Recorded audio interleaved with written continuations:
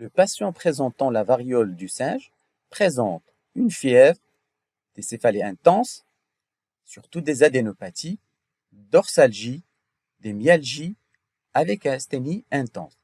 Les adénopathies sont une caractéristique distinctive de la variole du singe par rapport aux autres diagnostics tels que la varicelle et la rougeole. Les lésions sont plus concentrées sur le visage et les extrémités, plus que le tronc. Le visage représente 95% des lésions. Les muqueuses, ils touchent 70% et les organes génitaux dans 30% des cas. L'évolution séquentielle de macules à la papule, aux vésicules et pustules, puis ils vont faire des croûtes qui dessèchent et tombent. Le nombre de lésions varie de quelques-unes à plusieurs milliers.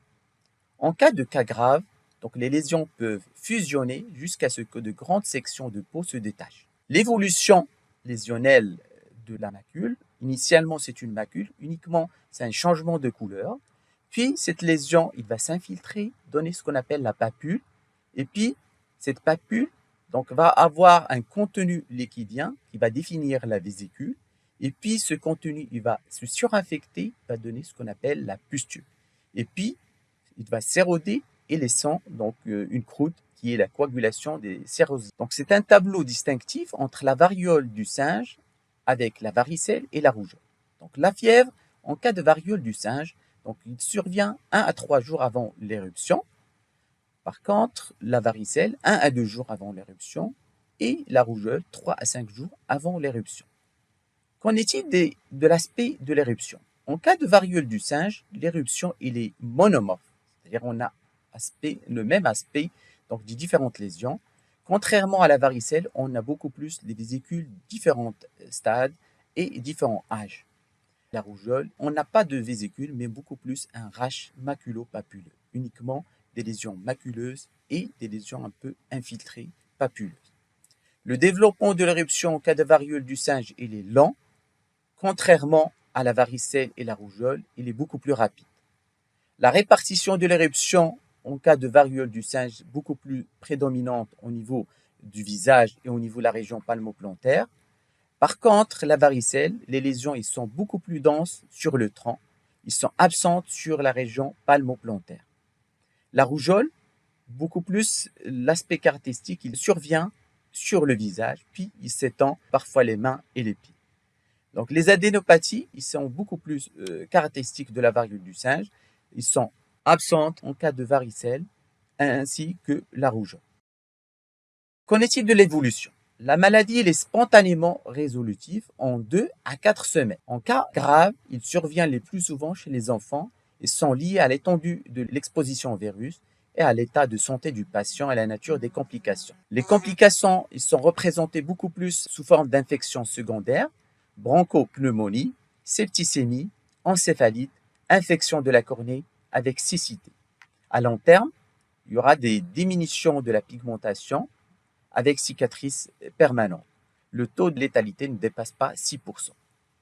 Chez la femme enceinte, il y a un risque d'avortement et de mort fœtale in utero. Le traitement est essentiellement symptomatique. Contre la fièvre, donc on utilise le paracétamol qui est le seul médicament antipyrétique recommandé. Il ne faut en aucun cas donner de l'aspirine ni d'anti-inflammatoires non stéroïdiens comme l'ibuprofène qui sont source de complications infectieuses, notamment cutanées. Contre les démangeaisons, le prurite peut être soulagé par des médicaments antihistaminiques.